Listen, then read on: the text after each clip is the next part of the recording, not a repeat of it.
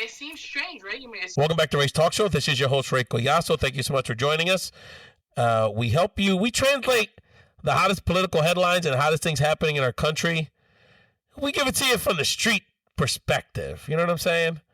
Here with my homie, one of my great friends, and quite a political analyst in his own right, Elbert Garcia. Elbert, how you doing, welcome Ray? back, brother. Good to be with you on the airwaves or the podcast waves, however you want to call them. You know. Well, there's a lot going on, well beyond the rent, a lot happening, and we've got later in the show we're going to talk about, of course, we had a major election that reverberates not only through the Latino community, but in Democratic and progressive politics. We have the ongoing issues related to the island of Puerto Rico. We've got some updates there as it relates to our young people and our students standing up for our island and the future of our community. And then later in the show, in our shout out segment, I don't know how, Elbert, how you're going to incorporate Pitbull into this conversation. I'm very curious about that. And Elbert's going to probe and try to get the scoop, as he's a reporter by nature, about a brief but very impactful encounter I had with someone who I think could be a legitimate 2020 presidential contender. I know Elbert and the rest of the people listening are very curious about this encounter I had. And, of course, we'll get into all the latest headlines, particularly coming out of La Casa Blanca. You're listening to Ray's Talk Show. You can check us out at download our podcast anywhere, iTunes, SoundCloud, Spotify, Stitcher, anywhere you can download a podcast. And always check out all of our content on our website, rayspodcast.com. That's RAYS podcast.com. And if you're looking to connect with the show, you can always email us at podcastrays@gmail.com. That's podcastrays@gmail.com. And many of you have taken up that offer and reached out to us. We really appreciate the interaction with our wonderful rays of light out there. The first thing we have to start with, full agenda, but of course, just as we were about to hit the record button, 50 Tomahawk missiles were launched from one of our U.S. ships into Syria. Of course, that's hitting a military outpost of the Syrian government in response to the terrible genocide, civil war continuing to take place in that country. Elbert, I know we're torn because on some level, the human suffering had to be addressed. I mean, when I see those images of those children, I think about our kids. I mean, they look like that. They could have been any of those kids suffering with those chemical attacks over the last few days. But the cynic in me, or at least the person paying attention here, the woke person in me, is feeling like this is sort of a setup and a way to distract on some level, part of the strategy to distract from the Russian investigations and the general nefarious nature of this administration. I mean, I think you one side of you has to certainly wonder. I think, like you said, I mean, what's going on in terms of the investigation, and it seems like every time someone delves into it, there's some sort of chaos going on in terms of this Trump White House, right? Whether it's Bannon being kicked off the National Security Council, this interplay that's going on between Ivanka's husband, Jared Kushner, and Bannon, and what's going on behind the scenes there, and seeming weak, in terms of a president not being able to handle his own staff, right? And then suddenly, here presents itself an opportunity to quote unquote to act strong and be strong. There's certainly like the skeptics. Certainly, I do think have to have a point in terms of figuring that stuff out. But even if you look at the actual military, what has he done? What has he done until he struck, a base? Again, I think we're all waiting to hear what's the larger plan, what's the context, because at the end of the day, all this seems to be is a show of force, and a show of force without any without any real purpose. And he likes to say, well, I'm not going to tell the media anything because I'm not going to script my moves, so that the enemy doesn't know. I mean, he said this, I think, yesterday or the day before. But the truth of the matter is that, this was if he's in fact serious about doing something about the Assad regime, it's hard to say what he can do, by striking a military base where even the chemical weapons, weren't even launched from. So unless Assad's trying to build, a Trump hotel or something like that, that you could try to, shake and move from there. I don't see, I'm still wary about what's going to be going on, and whether or not he's just, again, he's like playing an episode from Wag the Dog here. Well, look, one thing that you can say, which is fair, that Trump actually said yesterday, which is, that the Obama administration certainly could have done more. And, that's a fair comment. And even people who are generally supportive of this, of the previous administration, including myself, feel like, there were windows of time over the last few years where we could have done more. Obviously, you can always, that was a different political climate a few years back, of course, when we were trying to still untangle ourselves from the mess that the Bush administration had set us up in Iraq. That being said, I continue to be skeptical of the intentions of this administration. And while I hope and pray that we can be part of a positive resolution, or at least stopping the violence that's being impacted on all these people, I still go back to the idea that, it hit me as I was thinking about this moments ago. I said, okay, so we want peace, so that's why we're bombing the shit out of the country. These are just, and these are complicated issues. I mean, there's no good options here. But as far as I'm concerned, as this issue evolves, we have to pay particular attention to Russia's involvement, because if at the very least they're playing both sides. And you listen to Ray Collazo and Elbert Garcia here on Ray's Talk Show.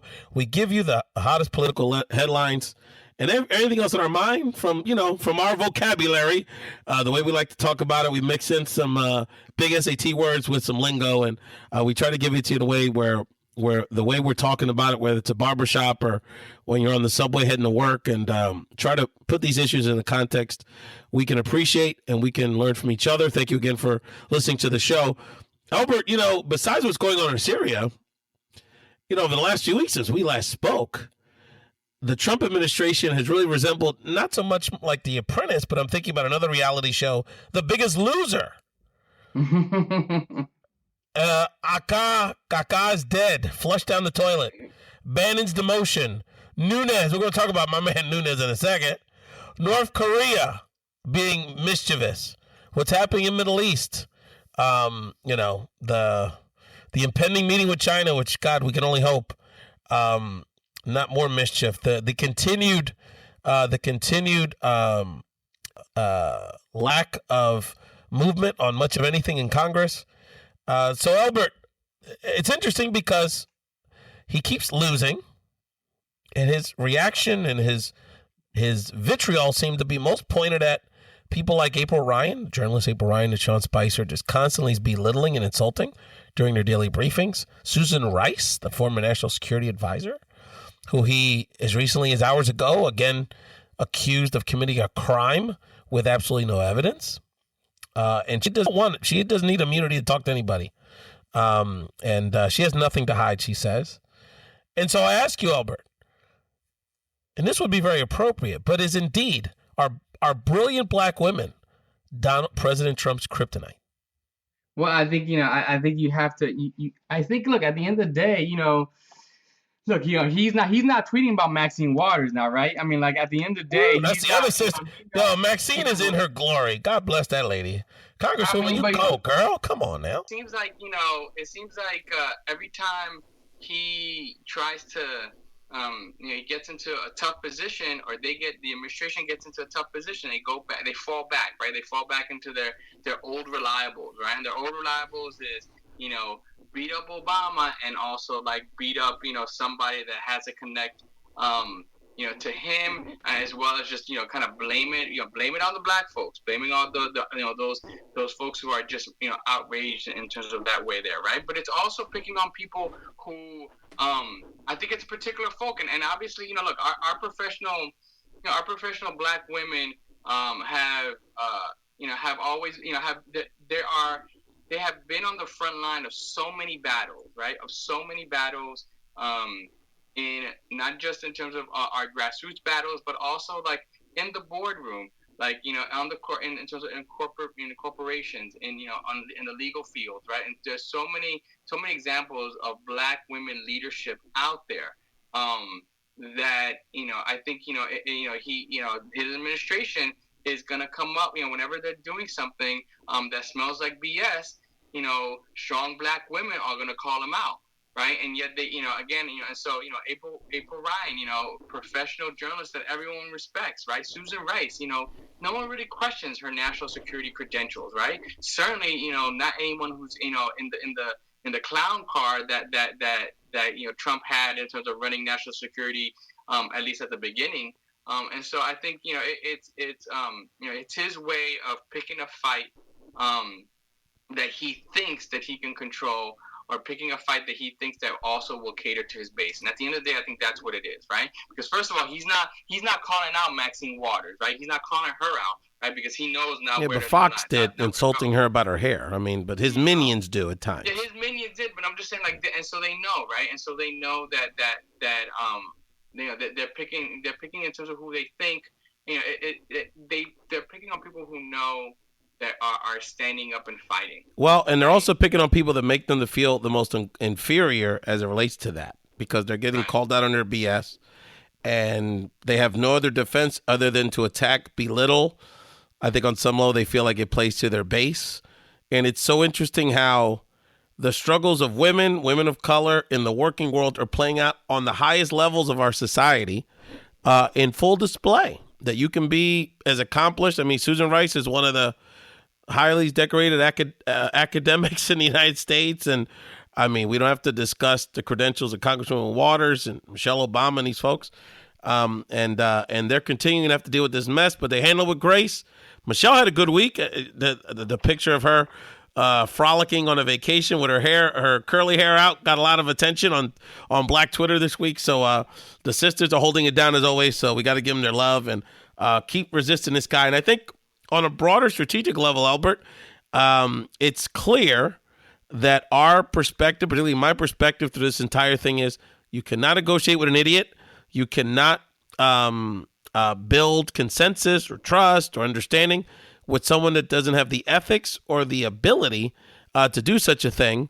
The emperor's clothes have been revealed. This guy the president and his administration has pretty poor management skills and will throw anyone under the bus. So the posture of resist. We're seeing it. We were all so scared. Many of us were so scared that healthcare would just go away for so many of us. We still have to fight because there's regulatory issues and it's something that's always precarious. But within 2 weeks, we won the battle. So it's a lesson all of us that we have to continue to fight. And this April recess is going to be a very interesting, pivotal moment. We have to continue to, let's not, and this is going to happen. They're going to message to our community, especially because of the military element of what just happened this evening. There's a lot of Latino brothers and sisters on that ship right now shooting them tomahawks.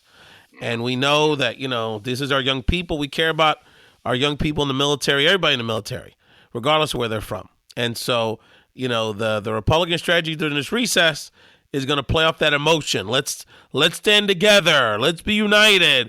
Let's Easter. Let's not fight. Let's focus on supporting our people out in the middle of nowhere. Defending our honor. And all of that is true.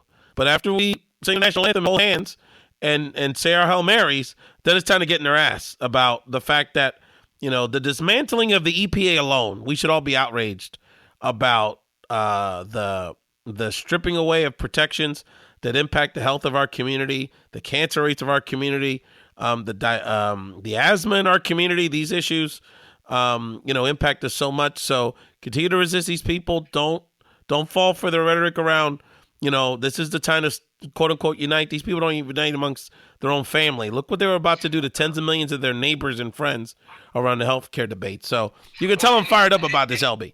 And it's not even, this is the lull, right? This is the lull period, right? I think you bring up a really good point, Ray, because going into April, into recess, the question is, they're gonna ask for pity. There's this military thing going on, and then you also have, you have potentially, a bit of tiredness setting in, right? I mean, ACA and healthcare, was an important victory, right, in terms of holding the line, right? Because it didn't necessarily, there's still a lot of things. There are still a number of things wrong with ACA, right? It does need to be improved, right? But the fact that we're celebrating something like holding the line, right, tells you in some ways what stage we're in, right? And yet so many things run the risk. Can you hear me, Ray? Yes. So many things run the risk of being normalized, right? We still have continuing deportation. Every day is a story of another person, another nonviolent criminal being deported, right? We have, in terms of sanctuary, Jeff Sessions, Attorney General Jeff Sessions, doing kind of doing the what I would call the backward two-step in terms of trying to shut down police reform and also trying to take us back to the 1930s with his vision of immigration reform, right? So those things are still going on, right? And so there is, I think, a danger in terms of this recess, of almost feeling like, is this, where is this going? What are we doing, right? And we haven't even talked about, you want to talk about supporting the troops? What about what you've done in terms of your budget, President Trump, in terms of how are you supporting your troops in the budget? Aren't you closing down daycare centers on military bases and forcing folks in terms of, how much support are you providing those military families in your budget, in your budget for the Veterans Administration, right? What are you doing in terms of that way? So I think that there's still so much more, and I think I think part of it is there's a little bit of lull where people are catching their breath, and I think we have to be worried that they still have another run, right? This is not like we're still in the first quarter, like we're not in the fourth, we're still in the first quarter. We sustained. We haven't even gotten to the TV timeout, Elbert. We haven't even gotten it. Right. And so I think that that's definitely something. The resistance is working itself well, and I think we are building. And I think I think what's intelligent is that people are understanding that this is a marathon, and people are beginning to build up. I think you have college students asking themselves, where are we interning this summer? What are we doing? How are we preparing for our local elections? How are we preparing for for those 2018 elections? Are we preparing voters?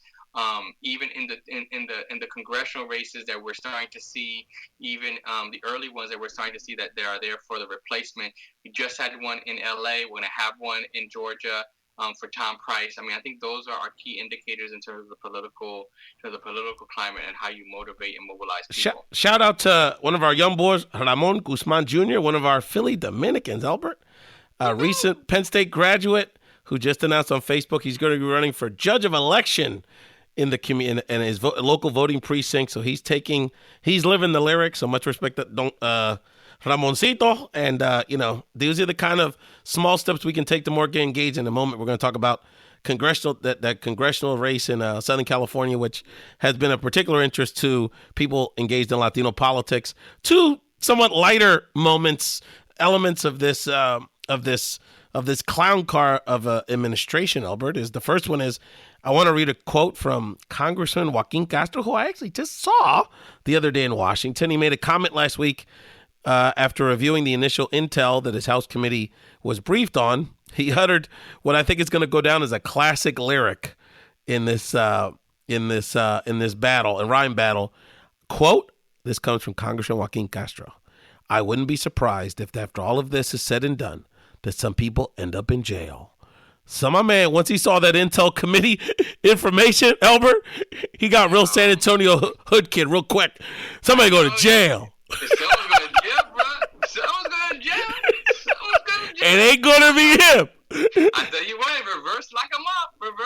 It ain't going to be me. It ain't going to be my twin brother. It ain't going to be my mom. It ain't going to be none of us. Ooh, could you imagine that young boy at the committee hearing like all this sensitive information? His people are like, he goes home in San Antonio on the weekends. They're grilling barbacoa in the back. His homies are like, hey, dog, so what's happening, man? He said, I ain't going. You know what he says? I ain't going to jail. I ain't snitching. But I tell you what, who's feeling the heat. So Ray, let me tell you, with all this stuff going on with this latest novela Ponchinche, and everything that's going on, especially on the House side, man.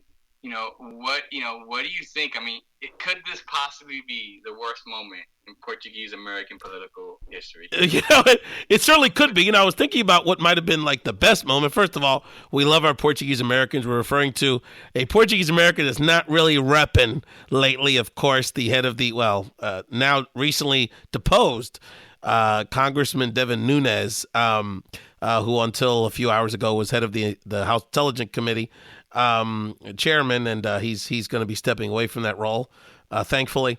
Devin is really not holding it down for our Iberian American friends. Portuguese Americans are a wonderful ethnic group. We have many friends, mostly concentrated in the South Shore of Massachusetts, Newark, New Jersey, and where Devin is from in Central California. He's a dairy owner. So while the Mexicanos, squeeze the cows, he's in Congress embarrassing his district every day. I was thinking about it. I would think that probably the most prominent Portuguese American in political history would have been the Supreme Court Justice Cardozo, who the law school. I believe our friend Aniesca Garcia and other friends went to Cardozo Law School. Benjamin Cardozo, Portuguese American, absolutely, brother. Yeah, that's my peoples, man. It's not just Ronaldo. They represent a lot of areas. Well, I'm thinking it's definitely. The question is it the worst moment in Portuguese American history? And the two things that came to mind were Matt LeBlanc's career, because he was a Portuguese guy that had a French stage name, and then has always kind of played off himself as like a mild version of an Italian. Calling out Matt LeBlanc. I'm going to keep calling out Matt LeBlanc. He never reps for being Portuguese. And then the other one, of course, which hits the our soul music community. The passing a few years back of, maybe like last year, Tina Marie, the great songstress. So it's not been, the other thing about Devin, which I don't appreciate, is he's fucking up so much that then people want to make him Latino. I don't know if you've heard this. Like, you see these white commentators on TV. Do you say his name Nunez? It's like, no, papi. He ain't Puerto Rican. He ain't Mexican. He's Portuguese. So he's already, he's on your team. I already got to take Raul Labrador, so, Yeah, if I got to take Labrador and Aaron Hernandez, you got to take Nunez. So Devin Nunez. Hey, listen to Ray's Talk Show, talking politics from the streets with my main man, Elbert Garcia. Elbert, it's been interesting. We have been chronicling here at Ray's Talk Show the special election. We just had the primary race in L.A. the other day. For Congressional District 34 in California. This was, of course, a long time and probably certainly the most influential and decorated Hispanic member of Congress before he stepped down to become the California Attorney General, Javier Becerra. And so Tuesday was a runoff, a primary election to fill his seat in a special election. No less than 23 candidates. It was, we've talked about it on the show. It was an opportunity for literally over a dozen young, emerging political leaders, mostly Latino and Asian American, to get some exposure, get some skin in the game, mobilize their local community. And the top two candidates that'll come out that'll be facing off in the runoff election later this year, Jimmy Gomez, a state assemblyman who really has been the favorite from the start, and lawyer Robert Ahn. What's interesting about Robert Ahn is that he's a Korean American that really mobilized the slept-on Koreatown voting base. So we're happy for Robert and the Asian American electorate that had an opportunity to get engaged in this election. And Jimmy Gomez is generally a good guy. Endorsed, has been a champion, particularly for expanding paid family leave during his time in the state assembly, and was endorsed by most of the Democratic establishment, including Attorney General Becerra himself. There were many quarters that saw this as a temperature election as it related to, kind of where the Democratic Party was. There was several. This was a district, Elbert, that Bernie Sanders won during the California primaries last year against Hillary Clinton. There was several people that were prominent in the Bernie Sanders campaign: Arturo Carmona, Wendy Carrillo, and Kenneth Mejia, who were candidates in this election.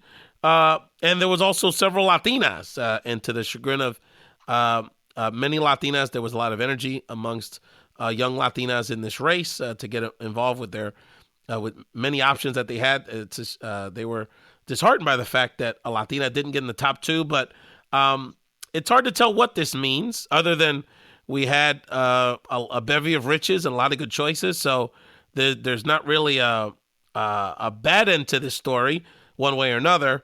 But low turnout, hard to tell why. Is this really speak much to the Bernie Hillary dynamic or the soul of the party? Elbert, what do you think this race shows us at this point? Well, I think, I think it does a couple of things. I think it may show us, and again, some coming from an outsider, right, in terms of not being in California, right? But to me, it makes me wonder whether or not people think that, at least at this point in time, whether or not the political, whether where politics is really helping, does it stand a chance in helping them solve anything? Right? I mean, I think when you have 23 people run for office, you're pretty much, if you're a voter, probably thinking, the cream's gonna rise to the top, right? You're probably thinking, whatever, like, really, do I want to go through all this stuff and things like that, right? I mean, I think that's definitely one case. Yeah, wait for the runoff. They all seem pretty cool anyway. Put my stuff in terms of out there and kind of do it that way. So I think that there's definitely there, but I do think that for people who are into like civic engagement and into like people having an opportunity to do that, I think it's got to be a little disappointing, right? But it's at the same time too. It's like, in a heavy, what is it?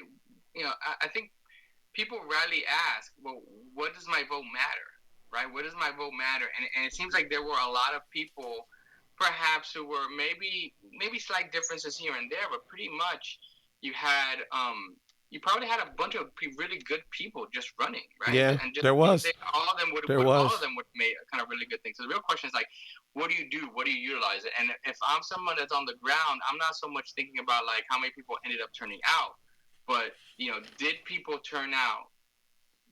Did my personal investment in getting certain communities and certain folks to come out, how did that come out, right? Did I try to get a higher, because everyone seemed like every campaign needs to be trying to get like their core, right, to come out, right? So I'm not quite sure if all these campaigns were trying to actually lift the entire base level. People were probably looking at super voters. People probably were looking at people who had multiple things, right, and likelihood voters. How many people were actually or targeting people that are not likely to vote in an election like that, like young people. Right, that Korean, right. And so there were like 4,000. I think it was told like there were like 4,000 new, I think Korean or Asian American voters that were registered. On did his thing, man. He did his thing. Much respect to Robert On. He did a great job. And that's going to have an effect, right? That's going to have an effect for 2018, right? So again, it's like how do you do that? And so again, my concern, if there is any concern, would be like, if you're somebody doing voter registration, did you get as many as 4,000 new folks, or did you actually depend on what was out there, right? If this is a test run for 2018, how did you do in terms of your GOTV efforts, your registration efforts, things like that, right? That would be the larger question issue, because ultimately, I'm one of those people who this wasn't a midterm elections. This was a special election, so special elections are run differently. But I think at the end of the day, our community needs, we need to do more to get our communities to come out. I don't think it's only our community's jobs to come out to vote. I think we have to give them something to vote for. That's right. And in the coming weeks, we're hoping to have very strong ties to the Gomez camp. And so we're hoping to have Assemblyman Gomez on the show, and as well as Robert On to discuss their candidacies. Hey, maybe both of them could get on and maybe do a little raised podcast, little mini debate. That would be, as you would say, that would be hot. That would be hot, no doubt about it. But we're certainly going to keep a close eye on that election. We're certainly going to elect someone that represents, some of the core communities, Boyle Heights, Koreatown, downtown LA, that are close to our hearts and are very important, not only for the Latino community, but for LA and Southern California and the country. And there was some bochincha stuff. If you care to Google some of the issues with this race, the Bernie contingency really sort of got a little, really got a little nasty. There was some revealing of Arturo Carmona didn't take care of some HR issues the way he should have during the Sanders campaign. That led to the Sanders alumni group endorsing Wendy Carrillo at the last second. Wendy did a great job putting herself out there nationally. She was part of the Standing Rock protest movement, and is a well-celebrated dreamer. So we look forward to continue to collaborate with Wendy and others. And I'll post a link to this as part of the show, but I don't know if people saw that one of the candidates was not only a great personal story, grew up in abject poverty with a single mother, ended up going to Harvard, ended up working at the Obama White House, and was also a Maxim model, Elbert. Alejandro Campoveldi had some very interesting photo shoots during her campaign. A friend of ours is a big cattily referring to it as calling her campaign her candidacy shampoo, her nickname for her shampoo. So has a head and shoulder kind of vibe, some of these headshots. But anyway, but Alejandro ran a strong race as well. So a lot going on, a lot to chew on there, a lot for people to learn from. And again, you're listening to Race Talk Show with Elbert Garcia and Ray Collazo. Check us out at anywhere you can download Race Talk Show, iTunes, Spotify, anywhere else. And you can always email us at podcastraise@gmail.com. That's podcastraise@gmail.com. Elbert, remind people they can find you on Twitter. You can find me on Twitter at Elbert Garcia FL. That's Elbert Garcia FL. FL standing for the great state of Florida in which I reside in. Great because not because of what it does, but great because of what it could be. So a lot of great people in Florida, no doubt about it. And so we not too far from Florida, we wanted to again let people know we have to continue to stand in solidarity with the island of Puerto Rico and the thousands of students and faculty now that are in a state of essentially perpetual strike as part of the largest university system on the island. After the federal control board that was implemented after the Promesa legislation of 2016 is demanding that the university system cut $450 million from its budget. That would impact tens of thousands of students on the island. And unfortunately, this has been an ongoing issue. There were similar strikes in 2011 during this period of massive austerity hitting the island that's threatened budget cuts and campuses closing. It is a very sad situation. Many people don't realize really how the University of Puerto Rico and the university system of Puerto Rico is admired in the Caribbean and Latin American, and really in engineering and sciences, and many other fields for the outstanding system. And if these cuts were fully implemented, their accreditation would be threatened. So we stand with them. It should be hashtag da vergüenza, right? Because that's really what it is, right? I mean, at the end of the day, like, how can you build economic power? How can you build economic success? Without, not only can you not do that without, in terms of an education, but how can you kind of cut these students' trajectory off at the knees by doing these cuts? I this past weekend I attended with my wife here in Miami the gala for the Hispanic National Bar Association, where the students had been that day had been finished competing in their moot court competition, right? And who, lo and behold, comes out, I think either in first or second place, it's the students from the University of Puerto Rico. Absolutely. In terms of right? Because and again, it's like, and I think, almost, I think there was a sense like anyone who knew anything about Puerto Rico was like the fact that these students even made it to Miami, right, to compete with all that's going on at the island, all that's going on in terms of those things that are going on.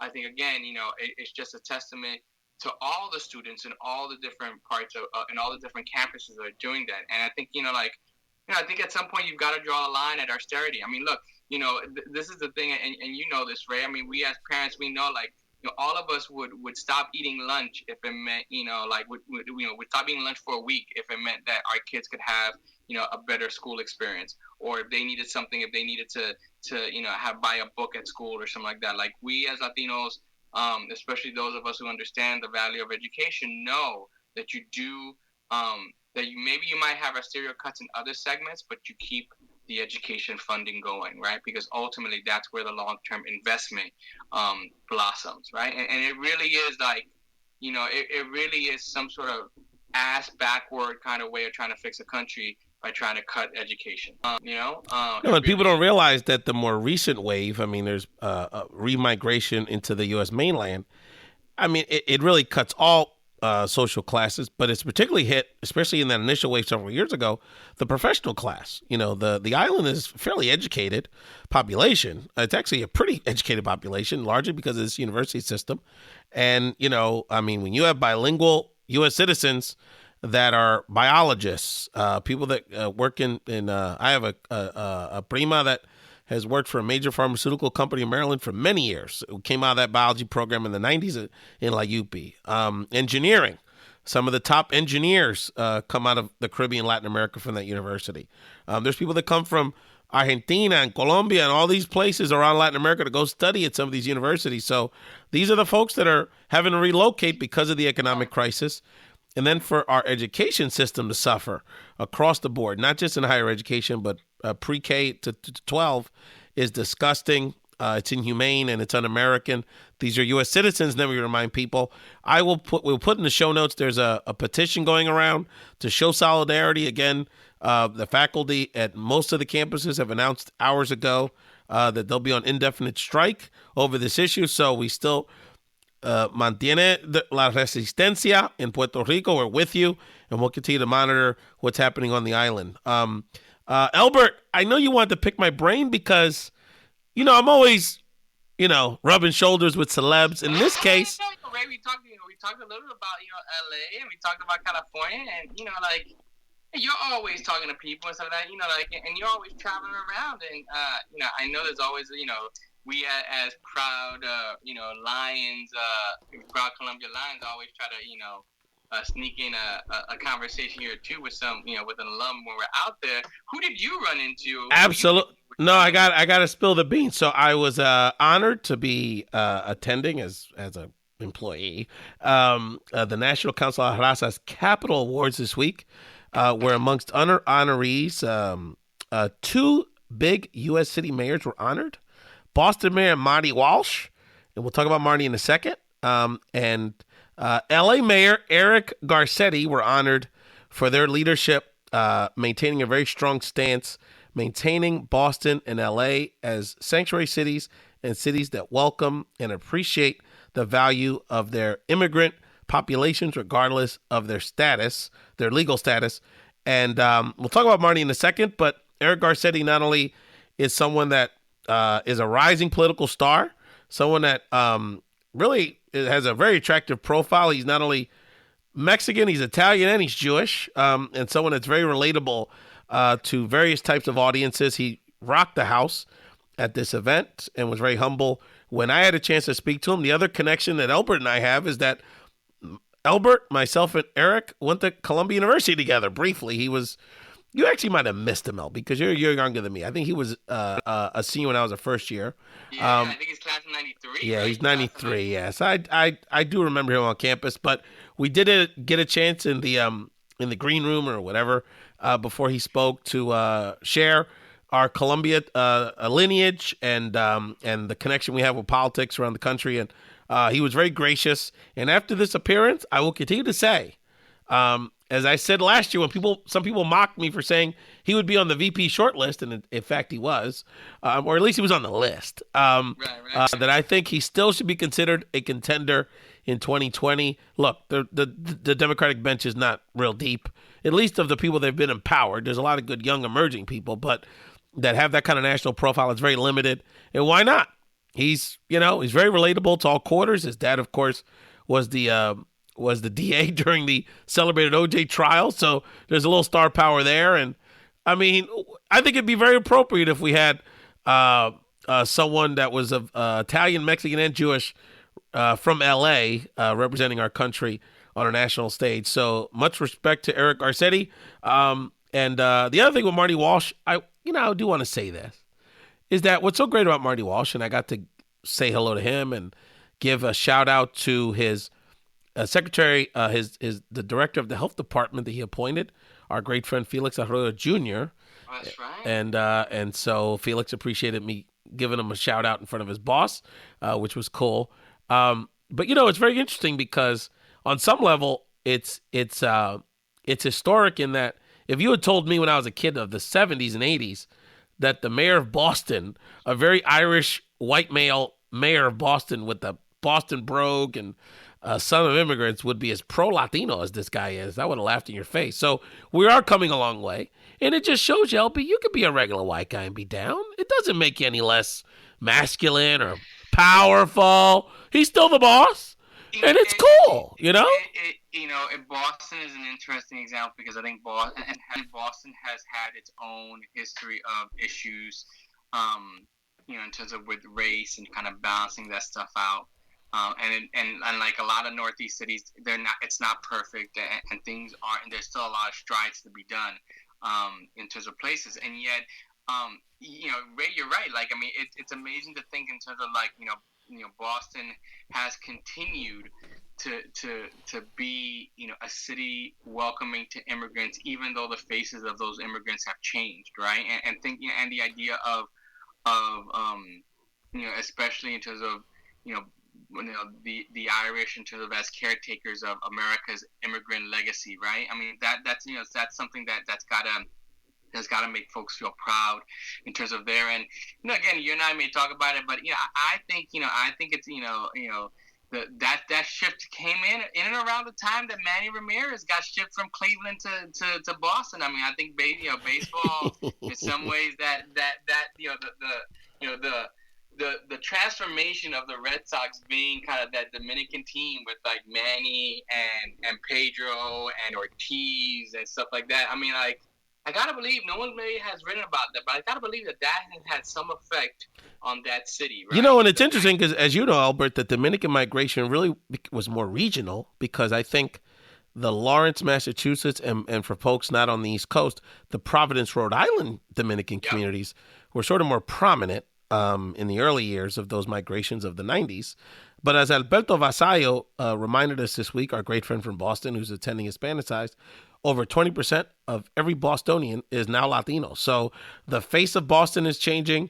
The Dominican flavor is very strong. There's still a traditional Puerto Rican community like our friends Felix Arroyo. I got a quick shout out for our homie Doug Chavez. Holds it down sort of, he's the Amtrak guy. New York and Boston holds it down. And we do have to have Felix Arroyo Sr. on the show because he's in the middle of a political turmoil there. He was elected to serve in the Boston administration, in the city administration, and the civil service staff, through some odd arcane rules, which I don't really understand, was able to suspend their boss. And it's a clear case of institutional racism. We've got to shed some more light on that issue and have Don Felix on the show. Is another great mentor and friend. Elbert, you also give us a Miami update. I know there's always a lot going on in the 305. There's always a lot going on in the 305. I think the two things that are the one thing I guess is while Donald Trump's I think we should definitely trademark it in terms of the clown car, the clown car that is his cabinet staff.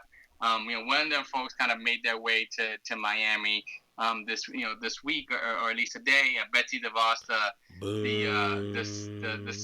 the celebrated, the quote to celebrate it to quote our president, right? The quote unquote celebrated head of the Secretary of Education came down to view some of the charter schools and the charter schools down here in Florida. She also visited FIU, heard from some students, got a lot of our proud Miamians gave her a good Bronx cheer until they actually came in letting him know that they were not pleased with her. More importantly, they were worried about what her administration would do in terms of the long-term financial, securing of financial aid for low-income students, and doing that. She got chased around by a couple of folks there, which I think our friend Tomas Kennedy was able to capture on video. Shout out to Tomas Kennedy, always making sure holding folks accountable, holding elected officials and any other folks, public officials, kind of accountable down here in Miami. But after she kind of tangled with Tomas and his folks, she was able to stop by Mr. 305 himself's school. That is, Pitbull himself greeted the Secretary of Education at one of his slam charter schools, which again, some people have wondered. He's opened a couple of them. Certainly has put his his money to his mouth in terms of trying to open up different opportunities for schools, for folks down here. And again, but people always find it ironic, and in terms of this guy who is sometimes singing misogynistic songs and stuff. What can he do for education down here? So he's been questioned by the establishment about that. But I have to say, it was a little disheartening to see, even for all the good things that they've done, that sometimes charter schools do in our community. It was kind of disheartening to see Pitbull stand with Betsy DeVos there. DeVos has long-standing Florida connections. Her husband. His family has an ownership stake in not just in Amway but also in the Orlando Magic, which also owns has I think a majority stake in the team. So there's definitely Florida connections down here. Florida has certainly through the efforts of former Governor Jeb Bush has tried to really do the whole school choice thing here, providing scholarships, tax credits for companies who do scholarships for kids, as well as attempting to have a strong and robust charter school system. And again, that's another debate as to whether or not traditional versus charter schools are really helping our communities here, and more importantly, whether or not that fight is actually dismantling, is doing more to dismantle our teachers. And our and the excellence of teachers than it is in terms of helping our kids. But again, Betsy was down here. She was trying to rock to Mr. 305, and so she got at least she got some time with him today, on that one. Yeah, no, that's and her brother has been in the news because that's right. She's not only, you talk about the circles of hell. I mean, you can't be more the man than her family. I mean, she's tied in through marriage to the Amway empire. And then her brother is the guy that owned Blackwater, the paramilitary consulting firm. And didn't they just get a big contract? Well, they always get big contracts, but the bigger issue is that one of the major media outlets, news outlets, busted him that he had a meeting in January in the Seychelles Islands with one of the big Arab sheiks to discuss how they could establish back channel communications between Putin and Trump. Surprise, surprise. So they met in an exclusive, so they met in the most exotic, expensive private corner of the world, and they still got busted. So there's a lot of smoke here, brother. And we know there's some fire. We just gotta keep digging. And again, you've been listening to Race Talk Show. Any final shout outs you wanted to give, Elbert, on this episode? Well, while I'm staying in the state of Florida here, I want to give a shout out to the students at the University of Central Florida here who are trying to put pressure on their administration.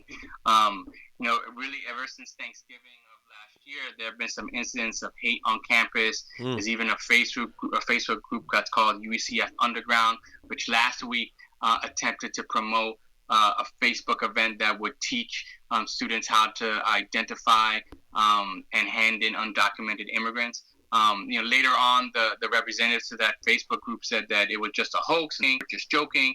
And yet, what some members of that group did was begin to actually publish some of the private information of Dreamers and other folks who had complained about the group, posting them on kind of cyberbullying sites, and not only posting their private information, but also private information of their family and their friends.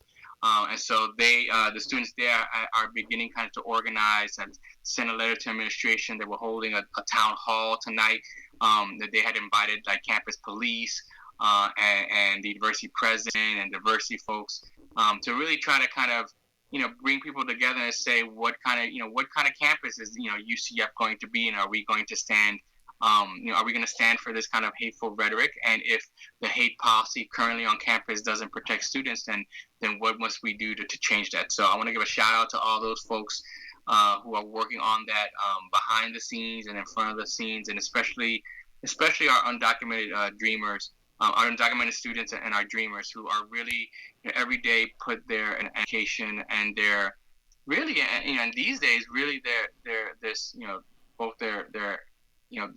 not only their status in this country, but also their physical safety on the line every day to fight True American heroes, those dreamers. They continue to be, especially in this atmosphere. Much respect to the I believe they're the Black Knights of the University of Central Florida. Dante Culpepper's alma mater. Our great friend Juan Del Torre and many other friends matriculated at that fine university. My shout out, somewhat related to politics. For my money, probably the most politically significant hip hop artist in the world, for my money.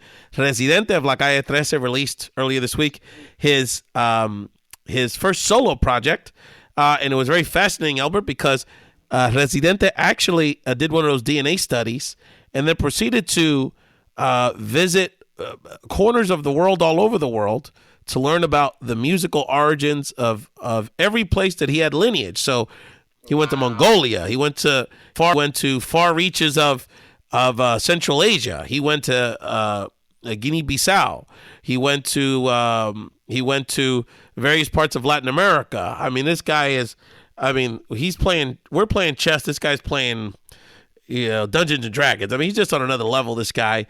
And so it's a great CD. And one of the things that the intro that Lin-Manuel Miranda did is worth buying the whole damn thing. It turns out they're third cousins. They're cousins, right? And they're descended from, I guess, a great granddad was the founder of the Independence Party of Puerto Rico. So sovereignty and people that are raised to understand that their destiny's in their hands and have a strong sense of identity. It's amazing how far we can go when we empower our children to understand they can do just right if they're given the opportunities. So Cop Residente stuff, he's the truth, Ruth. Thank you again so much for listening to Ray's Talk Show. Elbert, again, where can the people find you on Twitter? Find me on Twitter at Elbert Garcia FL. And yeah, keep on following that, and hopefully, and follow me here always at Ray's Podcast. Absolutely, and you can check us out on Twitter.